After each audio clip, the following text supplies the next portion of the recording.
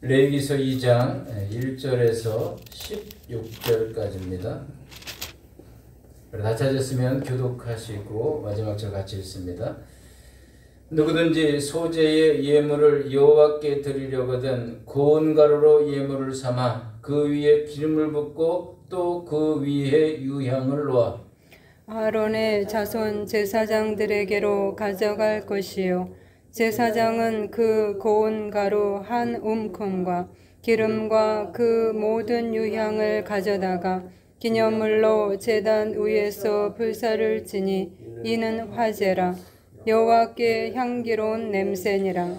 그 소재물에 남은 것은 아론과 그의 자손에게 돌릴지니 이는 여호와의 화제물 중에 지극히 거룩한 것이니라.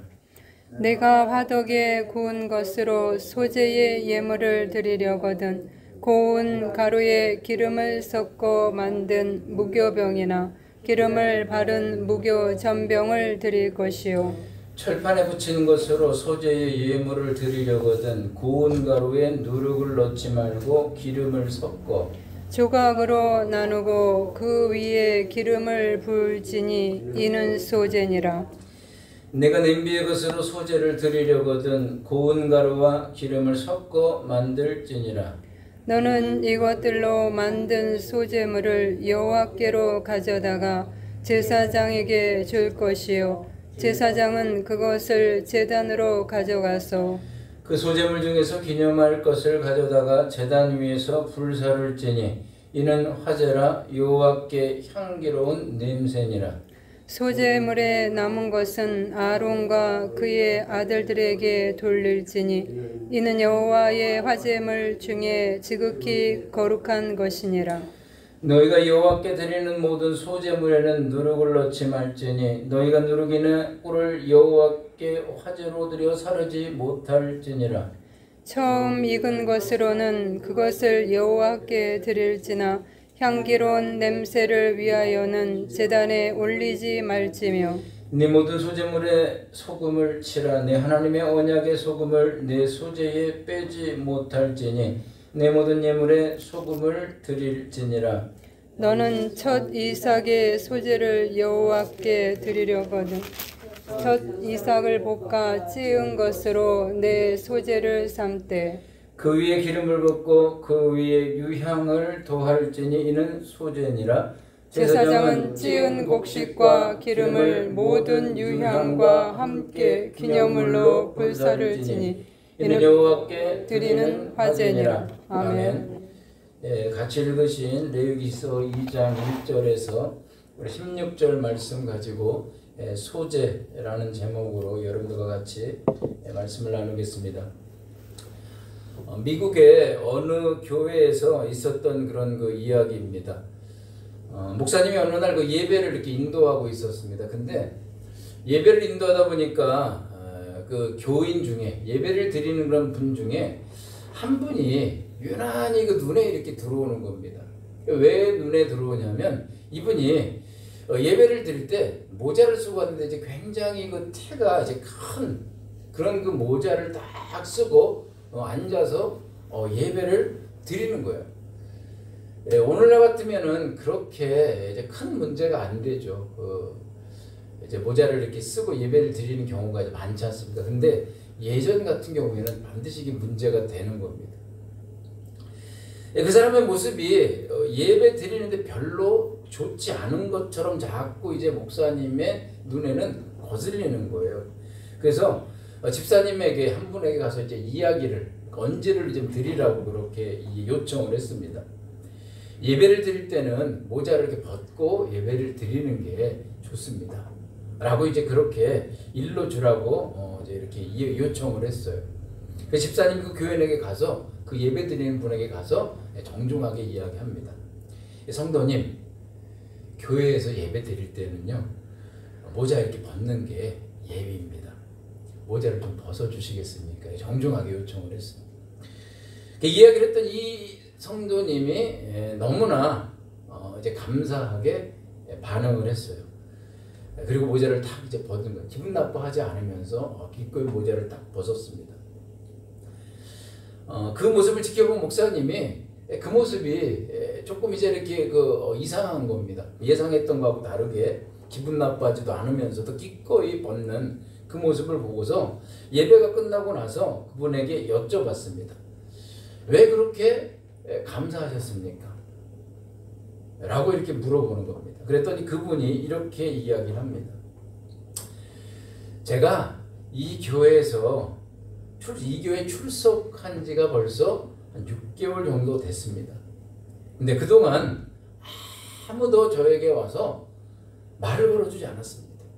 그런데 오늘 저 집사님이 처음으로 이렇게 저에게 와서 이야기를 걸어줘서 저는 너무나 감사했었습니다. 라고 이야기를 했습니다.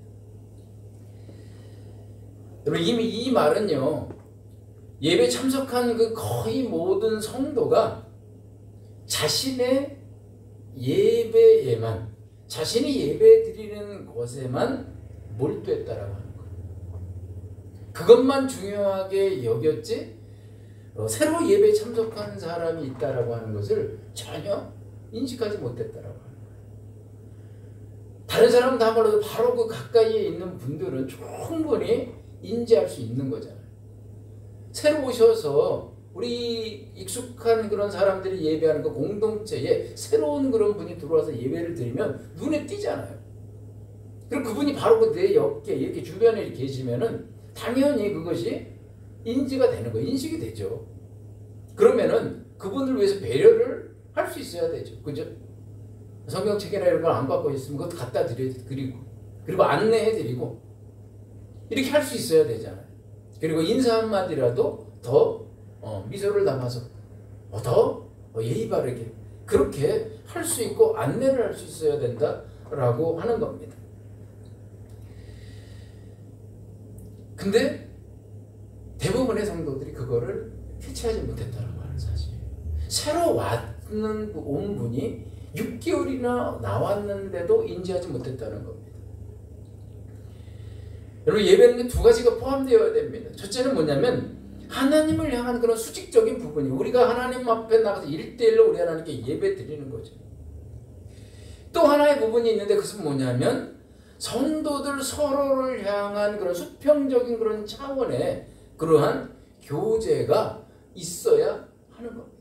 이 두 가지가 같이 있어야지 돼요.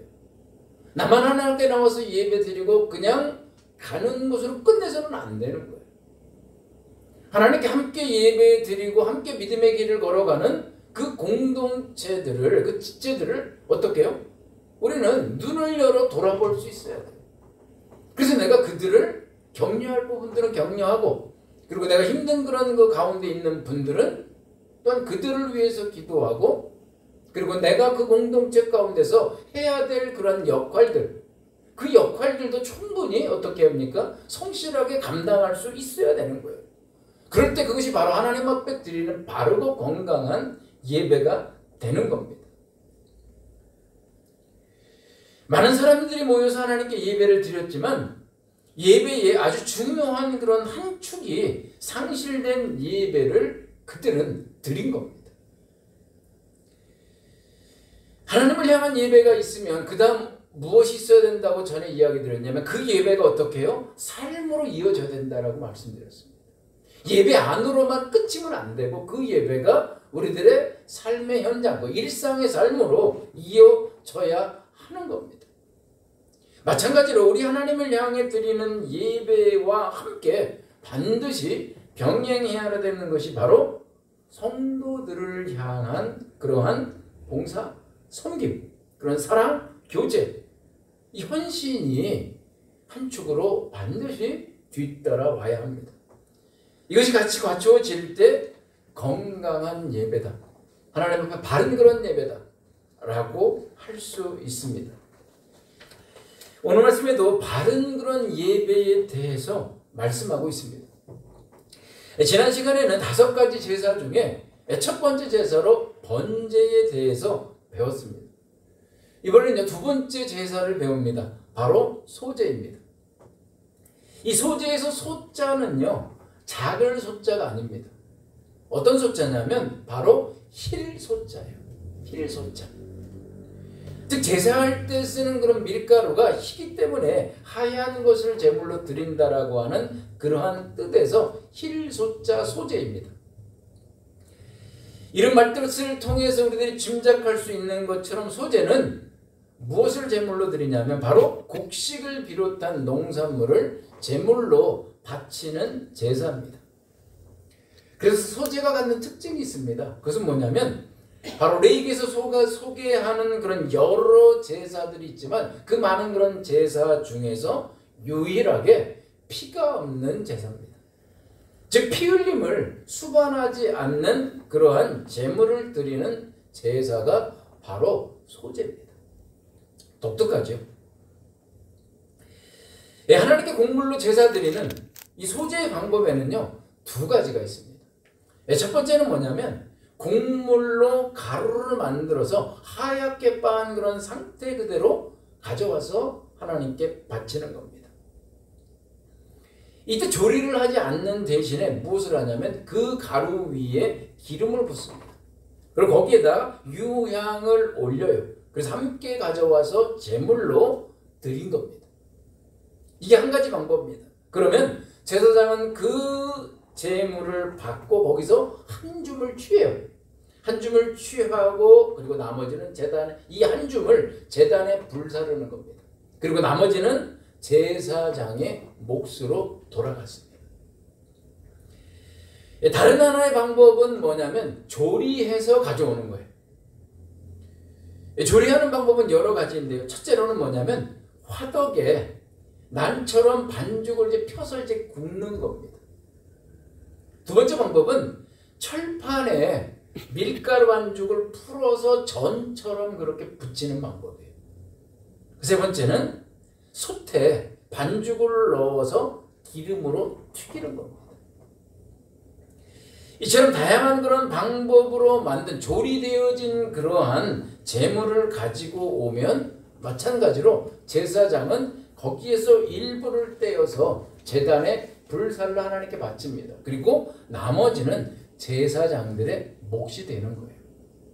그래서 조리하지 않고 곡물 그대로 가지고 온 것과 그리고 조리해서 가지고 온 것들은 성전에서 봉사하는 그 레위 지파들, 그 제사장들에게 있어서 중요한 그러한 먹거리가 삶의 양식이 되었습니다. 다음으로 곡물을 소제로 바칠 때 주의할 점이 있습니다. 2가지입니다. 첫 번째는 뭐냐면 소제물에 누룩과 꿀을 넣지 말아야 합니다. 그것이 바로 11절입니다.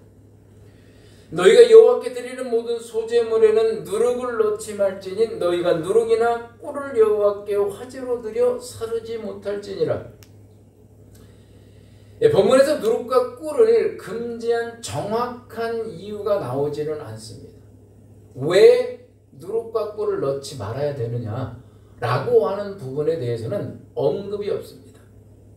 하지만 누룩과 꿀을 넣지 말아라 라고 그냥 명확하게 금지를 하고 있습니다. 본문을 포함해서 구약 성경 여러 곳에서 하나님은 누룩을 금지하십니다. 출애굽기에 보면 하나님께서 그 이스라엘 백성들을 출애굽시키실 때 출애굽하기 하루 전날 유월절을 지키라고 하십니다. 그때 양을 잡게 하셨고 그 다음에 누룩을 넣지 않은 무교병을 먹게 하셨습니다. 또한 하나님은 이스라엘 백성으로 하여금 하나님 앞에 나와 절기를 지키라고 하셨죠.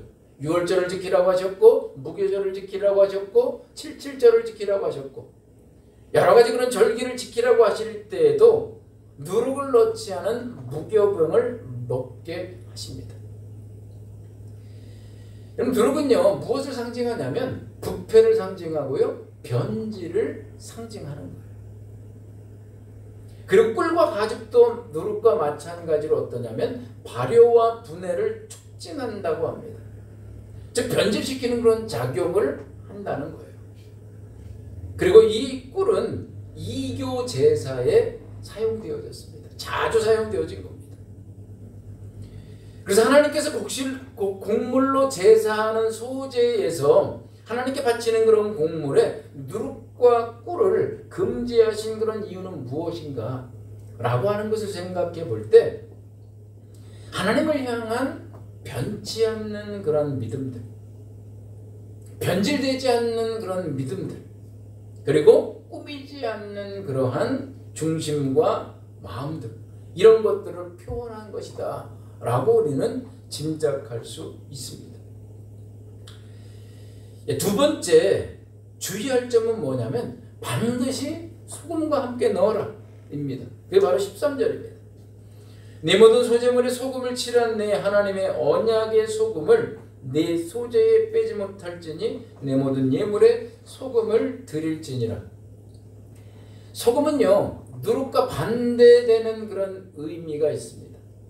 누룩이 변심과 그리고 변질, 부패를 상징한다면요, 소금은 변치 않음을 상징합니다. 바뀌지 않는 겁니다. 고대 근동에서는 계약 당사자들 간에 계약할 일이 있지 않습니까? 그러면 그 계약 당사자들 간에 결속을 다지기 위해서 식사를 행하곤 했다고 합니다. 근데 그 식사 자리에서 항상 빠지지 않는 게 바로 소금이었다라고 하는 겁니다. 즉 그들이 서로 간에 그 맺은 그 언약이 소금처럼 변하지 않기를 바랬던 겁니다. 그리고 이스라엘은 하나님께 소재를 바치면서 그 안에 소금을 넣어서 하나님과 자신들의 그 관계가 영원히 변하지 않기를 그렇게 소망했습니다. 오늘의 소재에 대한 그런 말씀에서 우리는 우리의 예배의 자세에 대한 하나님의 메시지, 하나님의 교훈을 찾을 수 있습니다. 이것은 바로 우리들의 몫입니다.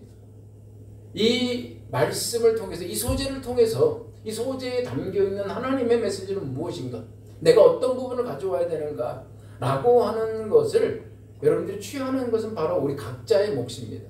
그래서 우리는 하나님의 말씀을 묵상해야 합니다. 그리고 그것을 자신에게 적용할 수 있어야 되는 겁니다. 여러 많은 것들을 말씀하고 계세요. 그래서 다 그것을 이야기할 수는 없습니다. 그래서 오늘은 두 가지만 살펴보겠습니다. 첫 번째는 뭐냐면 바로 예배의 준비성을 말씀하고 계십니다. 번제를 드리기 위해서 제물을 바치려고 하는 그런 사람은 자신이 직접 집에서 기르는 그런 짐승 중에서 제물을 선택을 합니다. 어떤 것을 가지고 갈까? 어떤 짐승을 가지고 갈까? 소를 가지고 갈까? 그리고 양을 가지고 갈까? 염소를 가지고 갈까? 라고 하는 것을 선택을 스스로가 하는 겁니다. 그 중에서 어떤 놈을 또 가지고 갈까? 라고 하는 것을 자기가 직접 선택하는 겁니다. 그리고 그 선택되어진 짐승을 직접 성막에 끌고 와야 합니다. 그리고 성막에서 직접 짐승에 안수하고 직접 도살하고 그리고 가죽을 벗기고 마디별로 각을 뜨고 그리고 내장과 정강이를 씻어서 제사장에게 바쳐야 했습니다. 그러면 제사장은 그것을 어떻게 해요? 받아서 번제단에 불태워서 하나님께 바쳤습니다. 하나님께 드리는 그런 번제가 번제단 위에서 시행되어지죠. 근데 그 번제의 시작점은 어디라고 할 수 있습니까? 그것은 바로 제사 드리려고 하는 사람이 하나님께 바칠 짐승을 선별합니다. 그리고 그것을 끌고 회막을 향해 나아갈 때부터 시작되어졌다라고 우리는 말할 수 있습니다. 그것을 하나님께서 번제를 통해 이야기하고 있다라고 우리들은 그렇게 받아들일 수 있습니다. 번제도 이와 같이 제사의 준비성이라고 하는 것을 이야기하고 있다면 오늘 본문인 소제도 마찬가지라고 하는 겁니다. 쌀이 되었든 그리고 밀이 되었든 보리가 되었든 하나님께 곡식을 바치기로 그렇게 결정을 합니다. 그러면 그 곡식을 어떻게 해요? 빻아야 하는 겁니다. 근데 지금이야 곡식을 빻는 게 그렇게 어렵지 않습니다. 우리 여기에 이제 있으면 그 빻는 그런 거 기구들이 있지 않습니까? 그거에 놓고 돌리면 곱게 갈아질 수 있어요. 근데 이때는 바로 출애굽해서 광야에 있는 그러한 상황이에요. 그래서 좋은 그런 맷돌 하나도 변변하지 않는 그런 상황이라고 하는 거죠. 그러한 광야에서 곡물을 고운 가루가 되도록 빻는 겁니다. 그러면 얼마나 많은 그런 수고와 시간이 들어가야 할까요? 작지 않은 그러한 노력이 들어가야 하는 겁니다. 제가 이 말씀을 보면서 참 하나님은 참 천재시다 라는 생각을 했어요. 왜냐하면 이스라엘 백성들이 400여 년간 노예 생활을 하다 지금 출애굽해서 광야에 있는 거잖아요. 시내산에 와서 그 앞에서 1년 이상 거기서 머물렀지. 거기에서 하나님께서 각종 그런 말씀을 주시고 십계명을 주시고 제사를 주시고 제사를 삶 속에서 드리게 하시는 거예요. 근데 번제를 드리게 하시고 그리고 소제를 드리게 하세요. 근데 그 소제 하나도 대충 드리는 것이 아니라 미리미리 삶 속에서 준비하게 만드는 거예요. 그리고 그것을 국물을 하나하나 빻아나가는 그런 제사의 과정을 실천해 나가면서 이 이스라엘 백성들이 소제를 드릴 때 그들 안에 있는 그들 안에는 바로 하나님을 향한 그런 믿음과 신앙과 그런 가치관들이 그들의 영혼 안에 새겨지는 거예요. 제가 그것을 생각하면서 그 애굽에서 젖어 있었던 것들을 벗겨내시고 다시금 그들의 영혼 안에 하나님 신앙을 새겨나가시는 새겨나가기 위해서 이러한 제사를 마련하신 것을 볼 때 정말 하나님은 대단하시다 라고 하는 제가 생각을 했습니다. 이처럼 하나님께 드리기 위해서 집에서부터 곡물을 절구질을 하고요. 그 다음에 잡티를 다 제거해냅니다. 그렇게 빻아나가는 그 순간부터 이미 제사는 시작이 되는 겁니다. 하나님께서 기뻐 받으시는 그런 예배가 되기 위해서 필요한 게 있죠. 그것은 바로 정성스러운 준비입니다. 준비예요. 우리에게는 이렇게 예배를 미리 일상의 삶에서 준비하는 그런 소중한 전통이 있습니다.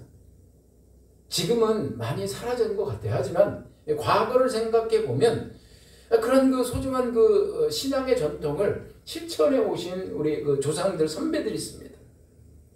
많은 그런 분들이 월급을 받으면 그 월급에서 헌금을 미리 떼어놨어.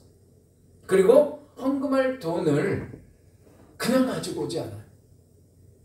그냥 가지고 오지 않고 그것을 집에서 일일이 다렸습니다. 그래서 그 헌금을 준비하는 거예요. 뿐만 아니라 하나님 앞에 나와서 예배 드릴 그 옷조차도 선별하죠. 그 세탁하고 그리고 다리고 아주 화려한 그러한 고급스러운 그런 옷은 아니라 할지라도 자기가 하나님 앞에 나가서 예배 드릴 때 입을 옷을 미리 세탁하고 준비하는 겁니다.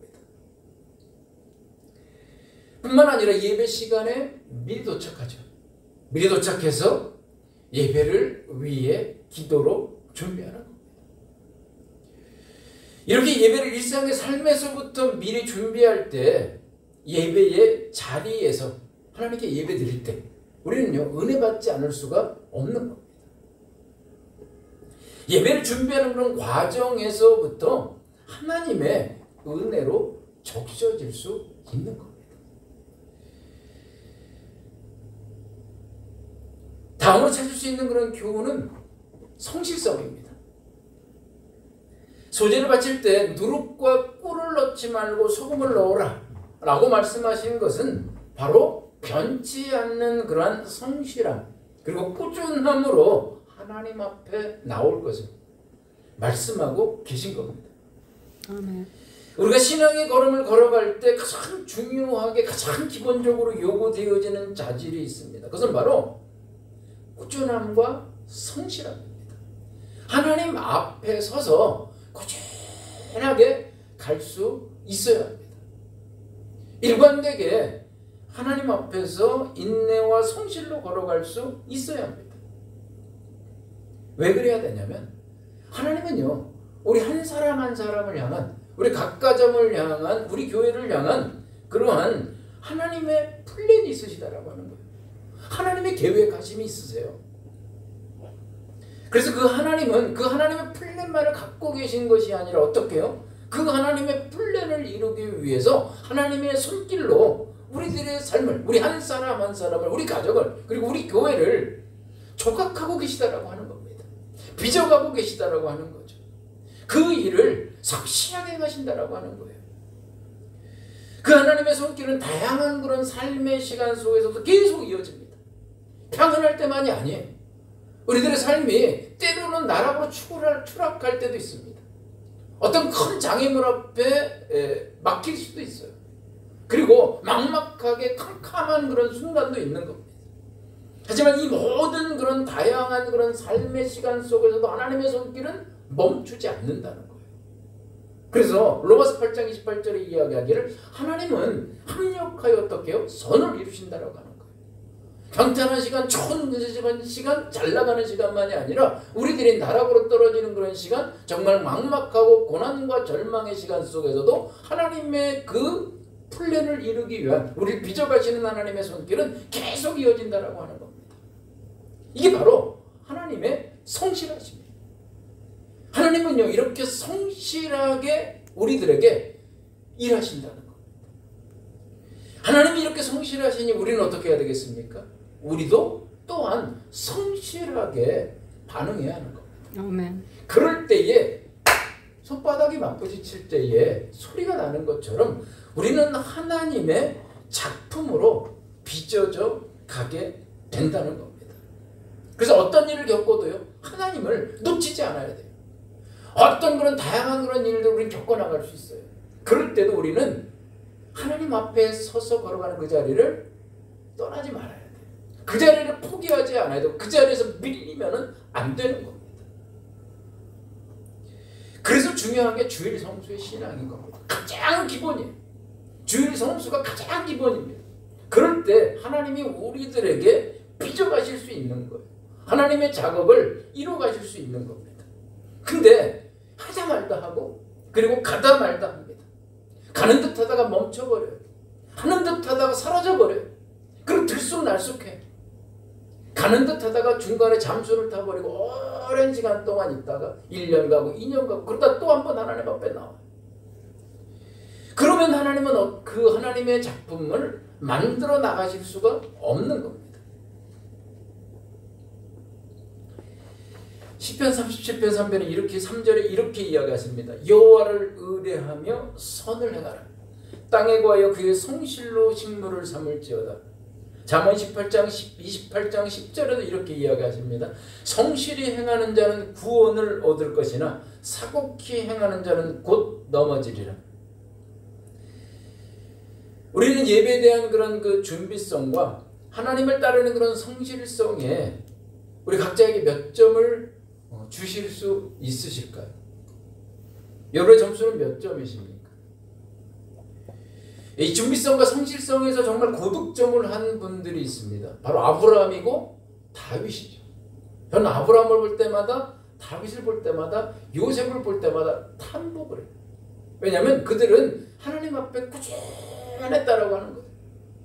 그랬을 때 그 꾸준함 속에서, 그 성실함 속에서 그들이 비록 그들의 출발은 미약했습니다. 부족했습니다. 근데 그 미약함과 부족함이 다 벗겨져요. 그리고 하나님 안에서, 하나님의 손길 안에서 날로 새로워지고 날로 깊어지고 성장하고 날로 넓혀지고 날로 높이를 향하여 그렇게 성장하고 단단하게 하나님 앞에 세워지면서 하나님께서 그들에게 주시려고 하시는 그 다양한 그러한 열매들을 추수하는 그러한 모습을 볼 수 있습니다. 그래서 다윗이 목동에서 이스라엘의 왕이 될 수 있었던 거죠. 그리고 아브라함이 그 힘으로 그 떠돌이에서 그 가나안 땅을 하나님의 기업을 얻는 그런 믿음의 조상이 될 수 있었던 겁니다. 여러분, 이 신앙의 준비성과 성실성에서 아브라함과 다윗처럼 정말 높은 점수를 받으셔서 하나님의 작품으로 아름답게 빚어지는 그러한 결과가 여러분 모두에게, 우리 모든 성도님들에게, 우리 교회에 있어지기를 바랍니다. 아멘. 우리 오늘 이것을 놓고 같이 하나님께 기도하시겠습니다.